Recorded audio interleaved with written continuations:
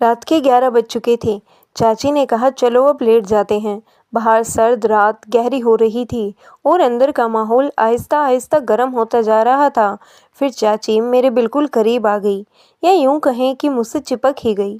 और फिर चाची ने मुझे, हेलो दोस्तों, स्वागत है आप सभी का हमारी एक और रोमांचक कहानी में। उम्मीद करती हूँ आपको यह कहानी बेहद पसंद आएगी। दोस्तों, आप इस कहानी को कौन से शहर से देख रहे हैं, प्लीज़ हमें कमेंट में ज़रूर बताएं। हमें आपके कमेंट पढ़ने बहुत अच्छा लगता है।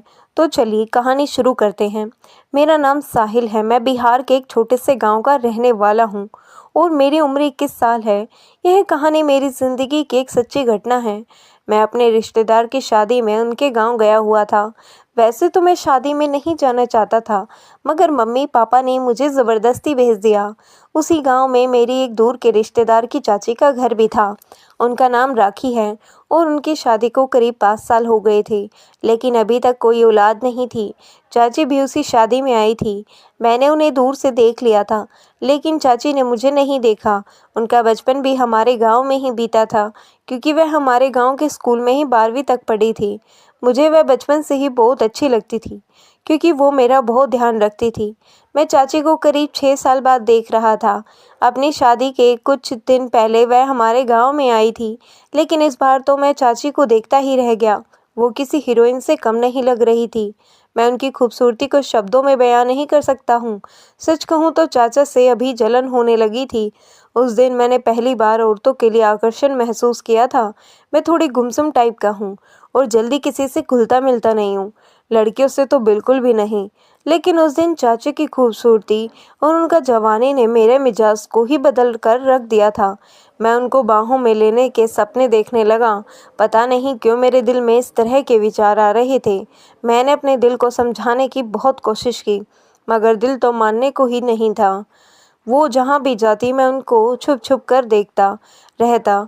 उस दिन मैंने पहली बार अपने दिल को इतना मजबूत होते हुए देखा था। कुछ ही घंटों में मैं अच्छे भले आदमी से पागल दीवाना बन गया था। फरवरी का महीना था, तो ठंड भी कुछ ज़्यादा ही बढ़ती जा रही थी। रात के साथ साथ ठंड भी बढ़ती रही थी। शादी का माहौल था, तो सोने की व्यवस्था भी कुछ ठीक नहीं थी। मैं इसी उधेड़ बुने में लगा था कि अब ऐसी सर्दी में रात कैसे कटेगी। लेकिन भगवान ने मेरी प्रार्थना सुन ली और मेरी समस्या का समाधान कर दिया। चाची मुस्कुराते हुए मेरे पास आ गई और उन्होंने मुझे गले लगा लिया। मैं उनको देखकर बहुत खुश हो गया था, क्योंकि मेरी जान पहचान वाला कोई नहीं था। चाची का बचपन मेरे गांव में ही बीता था, क्योंकि वह अपने एक रिश्तेदार के यहाँ पढ़ाई करती थी। इसी तरह चाची का मुझसे लिपटना मुझे बेहद सुकून दे रहा था। पता नहीं क्यों मुझे उनकी यह छुअन अपनी ओर खींचती जा रही थी। दिल कर रहा था कि चाची मुझसे ऐसे ही लिपटी रहे। उनकी छुअन से एक अलग ही तरह का आनंद मिल रहा था, जैसे मैंने पहली बार महसूस किया था। मैं बिल्कुल मदहोश सा हो गया था। तभी चाची मुझसे अलग होते हुए बोली, साहिल तुम कब आए? चाची, मैं तो दिन में आ गया था, क्या बात है? साहिल, तुम कुछ परेशान लग रहे हो, चाची बोली। फिर मैंने चाची को अपनी रात बिताने की समस्या बताई, तो वह बोली, इसमें परेशान होने की क्या बात है? तुम मेरे साथ चलो मेरे घर पर, तुम आराम से सो जाना। मैं खुश हो गया था और चाची के साथ उनके घर की तरफ चल पड़ा। अंधेरी रात थी और साथ में रास्ता भी बहुत सकड़ा था। चाची ने कहा कि साहिल, मुझे अपना हाथ दे दो, अंधेरे में तुम्हें रास्ते का पता नहीं चलेगा। मैंने अपना हाथ चाची की तरफ बढ़ा दिया। जैसे उन्होंने मेरा हाथ पकड़ा, अपने कोमल हाथों में लिया, तो मेरे पूरे बदन में एक सिरहन सी दौड़ गई। अपने हाथों में उनका कोमल हाथ पाकर मुझे बहुत अच्छा फील हो रहा था। आहिस्ता आहिस्ता हम दोनों एक दूसरे का हाथ पकड़कर उनके घर की तरफ बढ़ने लगे। उसी रास्ते से कुछ और लोग भी अपने गांव की तरफ जा रहे थे। हमसे आगे कुछ ही दूर पर 3-4 औरतें भी जा रही थी और राखी चाची के बारे में बातें कर रही थी। उनमें से एक ने कहा कि निर्मला, कल तुम्हारी बेटी की सगाई है, तुम राखी को मत बुलाना, नहीं तो अपशगुन हो जाएगा। ऐसे शुभ मौके पर बांझ का साया भी नहीं पड़ना चाहिए। एक ने तो यहाँ तक कह दिया कि आलोक को तो इसे तलाक दे देना चाहिए और दूसरी शादी करके अपना घर बसाना चाहिए। अंधेरी रात होने के कारण उन्हें इस बात का आभास नहीं था कि हम भी उनके पीछे पीछे हैं, इसलिए वह इस तरह की बातें कर रही थी। उनकी बातें सुनकर चाची ने मेरे हाथ को ज़ोर से भी भींच लिया, जैसे कि वह किसी अज़ायत को बड़ी मुश्किल से बर्दाश्त कर रही हों। मुझे भी यह सुनकर बहुत दुख हुआ कि चाची कितना कुछ बर्दाश्त कर रही थी। थोड़ी ही देर में चाची फूट फूट कर रोने लगी। उन्हें बहुत ज़्यादा दुख पहुंचा था। फिर मैंने उनको रुकने के लिए कहा और वहाँ रुक भी गई। मैं उनके दोनों बाजुओं को पकड़ कर बोला, चाची आपको इन लोगों की बात पर ज़्यादा ध्यान नहीं देना चाहिए। जब आप जानती हैं कि इसमें आपका कोई दोष नहीं है तो आपको दुखी भी नहीं होना चाहिए। आप बहुत अच्छी हैं, देखना एक दिन सब कुछ ठीक हो जाएगा। मेरा इतना कहते ही वह रोते हुए मुझसे लिपट गई और कहने लगी कि साहिल, यह आज की बात नहीं है, यह तो मेरे साथ होता ही रहता है। मेरा अब जीने को बिल्कुल भी दिल नहीं करता। मैंने फिर उनको अपने से अलग किया और उनके होठों पर अपनी उंगली रखते हुए कहा कि चाची इस तरह की बात नहीं करते। मैंने उनको कई बार समझाया। कुछ देर बाद वह शांत हो गई। करीब आधा घंटा चलने के बाद आखिरकार हम घर पहुंच गए थे। मैं अंदर गया तो देखा कि चाची घर पर नहीं थे। मैंने चाची से चाचा के बारे में पूछा तो चाची बोली, तुम्हारे चाचा किसी काम से दिल्ली गए हुए हैं, वो 2-3 दिन में आएंगे। खाना तो हम शादी में खा ही चुके थे। तो चाची ने जल्दी ही दोनों को बिस्तर बिछा दिया। ठंड बहुत थी तो हम दोनों अपनी अपनी चारपाई में रजाई में घुसकर आपस में बात करने लगे। थोड़ी देर इधर उधर की बातें करते करते मैंने अचानक ही उनसे पूछ लिया कि चाची, शादी के इतने साल बाद भी आपको अभी तक बच्चा क्यों नहीं हुआ? मेरी बात सुनकर चाची काफ़ी उदास हो गई और रुआ सी होकर बोली, क्या बताऊं साहिल, तुम्हारे चाचा के अंदर ही शायद कोई कमी है। उन्होंने यह बात तो मुझे आज तक नहीं बताई, बल्कि यह बात उन्होंने मुझसे छुपाई है। जिस क्लिनिक में वह टेस्ट करवाने गए थे वहाँ में एक मेरी फ्रेंड काम करती है, तो उसने मुझे बताया कि तुम्हारे पति को इस तरह की प्रॉब्लम है। मैंने भी आज तक उनसे कभी इस बारे में कोई बात नहीं की। हाँ, एक बात ज़रूर है कि वह साधु महात्माओं पर ज़्यादा विश्वास करते हैं और उन पर बहुत ज़्यादा भरोसा करते हैं और उन पर पैसा भी बहुत ज़्यादा लुटाते रहते हैं। कोई कहता है कि 6 महीने में खुशखबरी मिल जाएगी और कोई साल के अंदर खुशखबरी मिलने की बात करता है। यह सब 6 सालों से चलता आ रहा है। एक ने तो अभी 3 महीने में ही खुशखबरी का वादा किया है। लेकिन साहिल, मैं जानती हूँ कि इन सब से कुछ नहीं होने वाला। और इतनी बात कहते हुए चाची रोने लगी। मुझे भी अच्छा नहीं लगा और मैं अपनी चारपाई से उठकर उनकी चारपाई पर जाकर बैठ गया। फिर अपने हाथों से चाची के आंसू पोंछने लगा। फिर मैं चाची के आंसू पोंछने के बाद अपनी चारपाई पर वापस आने लगा तो चाची मेरा हाथ पकड़कर बोली कि साहिल, अगर आज तुम नहीं होते तो मैं शायद कुछ कर बैठती। तुम बहुत अच्छे हो साहिल, तुमने आज मुझे बचा लिया। फिर उन्होंने मेरा हाथ अपने हाथों में ले लिया और कहने लगी कि बहुत कम ही मर्द ऐसे होते हैं जो औरत के दर्द को और उनकी भावनाओं को समझ पाते हैं। तुम उनमें से एक हो साहिल। मुझे यह सुनकर अच्छा लग रहा था। बात करते हुए चाची मेरे हाथ को दबाए जा रही थी। मैं उनके बारे में तो कुछ नहीं कह सकता था, मगर मेरे दिल के अंदर एक तूफान उठ रहा था।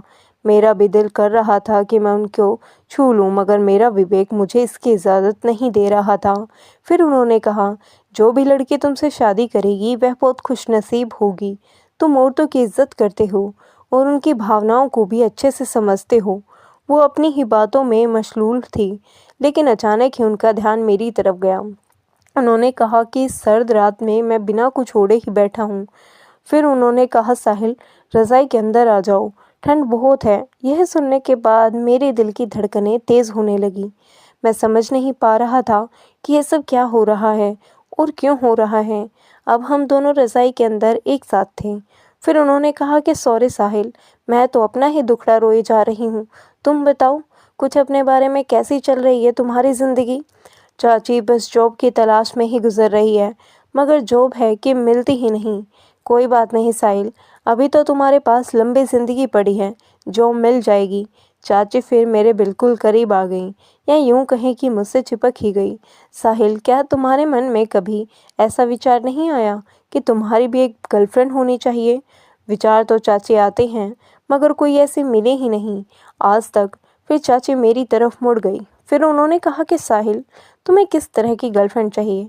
मैंने भी तपाक से कह दिया कि बिल्कुल आपकी तरह चाहिए। फिर उन्होंने मुस्कुराते हुए कहा कि मेरी तरह ही क्यों चाहिए, क्योंकि आप बहुत सुंदर हैं और समझदार हैं और एक अच्छे दिल की इंसान भी हैं। तुम झूठ बोल रहे हो, चाची ने कहा। चाची, मैं झूठ क्यों कहूँगा, काश आप मेरी नज़रों से देख पाती। फिर उन्होंने एक ऐसा सवाल पूछा जिससे मेरा दिमाग एकदम से चकरा गया।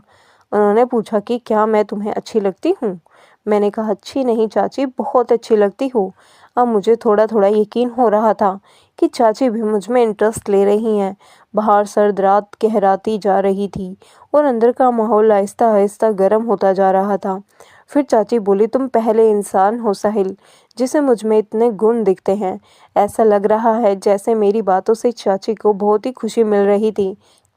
मिलती भी क्यों ना, हर इंसान तारीफ का भूखा होता है। मैं चाची से एक बात कहना चाहता था, लेकिन शब्द जुबान पर आते आते रुक जाते थे। लगता था कि चाची कहीं मेरी बात को बुरा ना मान जाए, पता नहीं क्यों। मैं चाची को हमेशा खुश देखना चाहता था और उनके हर गम को मिटाना चाहता था। फिर मैंने हिम्मत करके चाची से बोल ही दिया, चाची, मैं एक बात कहना चाहता हूँ, आप बुरा तो नहीं मानेंगी? तो साहिल, तुम कुछ भी कह सकते हो, मैं तुम्हारी किसी भी बात का बुरा नहीं मानूंगी। चाची, मैं आपको औलाद का सुख देना चाहता हूँ। यह बात सुनते ही चाची एकदम खामोश हो गई और मुझे भी कुछ घबराहट हुई। कुछ देर बाद खामोशी को तोड़ते हुए मैंने कहा, चाची मुझे माफ़ कर दो, शायद मैंने गलत कह दिया। नहीं नहीं साहिल, तुम कुछ भी गलत नहीं कह रहे हो। तुमने तो अपना समझकर ही मुझसे यह बात की है। मैं तो साहिल यह सोच रही हूँ कि यह गलत नहीं होगा क्या। फिर मैंने कहा, अगर बहुत कुछ ठीक करने के लिए थोड़ा सा गलत किया जाए तो मेरी समझ से ये गलत नहीं होगा। फिर चाची बोली कि साहिल, मैं तुम्हारी बात से सहमत हूँ, लेकिन मुझे सोचने के लिए कुछ वक्त चाहिए। मैंने कहा, ठीक है चाची, आप सोच लेना। फिर हम दोनों सो गए थे क्योंकि अगले दिन मुझे बारात के साथ जाना था। अगले दिन मैं सुबह जल्दी उठ गया क्योंकि 8 बजे मुझे बारात के साथ जाना था। जब मैं वहाँ से जाने लगा तो चाची ने कहा, शाम को भी यहीं आना, मैं तुम्हारा इंतज़ार करूँगी। फिर मैं बारात के साथ चला। चाची उस दिन शादी में नहीं आई थी। रात के 9 बज चुके थे और मैं खामोश चाची के घर की तरफ चल पड़ा। चाची मेरा ही इंतज़ार कर रही थी और मुझे देखकर मुस्कुराते हुए बोली, साहिल, आज मैंने पूरा दिन तुम्हें बहुत ज़्यादा मिस किया। मुझे भी आपकी बहुत याद आ रही थी चाची, मैंने कहा। फिर चाची ने कॉफ़ी बनाई और कॉफ़ी पीकर हम दोनों बेड पर बैठ गए। फिर चाची बोली, साहिल, मैं तुम्हारी कल वाली बात से सहमत हूँ। मैंने कहा, चाची देखना, आपको आने वाली ज़िंदगी में भी खुशियाँ ही खुशियाँ होंगी। चाची बोली, साहिल, तुम्हारा एक एहसान मैं मरते दम तक नहीं भूलूंगी और आखिरी सांस तक तुम मेरे दिल में एक देवता की तरह ही बसे रहोगे। फिर आहिस्ता आहिस्ता हम दोनों एक दूसरे की बाहों में समाते चले गए और 2 जिस्म और एक जान हो गए। अगले दिन चाची बहुत ज़्यादा खुश लग रही थी। मैं भी उनको देखकर खुश हुआ था। फिर चाची ने मुझसे कहा कि साहिल, तुमने मेरी हर तमन्ना को पूरी कर दिया है, इसके लिए थैंक्स। चाची, थैंक्स कहने की कोई ज़रूरत नहीं है, मैं तो बस आपकी खुशी चाहता हूँ और भगवान से यही दुआ करूँगा कि आप हमेशा खुश रहें। इसी तरह मैं चाची के घर पर 2 दिन रहा और मैंने चाची को हर खुशी देने का भरपूर प्रयास किया। जब मैं वहाँ से वापस आ रहा था तो चाची की आंखों में आंसू थे। मैंने उनको गले लगाया और उनसे दोबारा मिलने का वादा करके वहाँ से अपने घर रवाना हो गया। करीब 1.5 महीने बाद मुझे चाची का फ़ोन आया और वह कह रही थी कि वह माँ बनने वाली हैं। मुझे यह बात सुनकर बहुत खुशी हुई और मैंने भगवान का धन्यवाद किया। दिवाली से कुछ दिन बाद चाची को पुत्र की प्राप्ति हुई। मेरा बहुत मन था कि मैं अपने बेटे को देखने जाऊं, लेकिन चाची मेरे दूर के रिश्तेदार में थी, तो बिना कारण के उनके घर जाना उचित नहीं लगा। उन दिनों स्मार्टफोन भी नहीं हुआ करते थे जो मैं अपने बेटे की तस्वीर भी देख पाता। आखिरकार 4 साल बाद एक रिश्तेदार की शादी में चाची से मुलाकात हो गई। फिर मैंने वहाँ अपने बेटे को देखा। मेरी आंखें नम हो गई थी। मैं बहुत भावुक हो गया था, लेकिन मैंने किसी तरह अपने ऊपर काबू रखा। चाची बहुत खुश थी और उनकी खुशी देखकर मुझे लगा कि मेरा जीवन सफल हो गया है। तो दोस्तों, यह थी हमारी आज की कहानी। आपकी क्या राय है, हमें कमेंट में ज़रूर बताएं। वीडियो अच्छी लगी हो तो लाइक करें, शेयर करें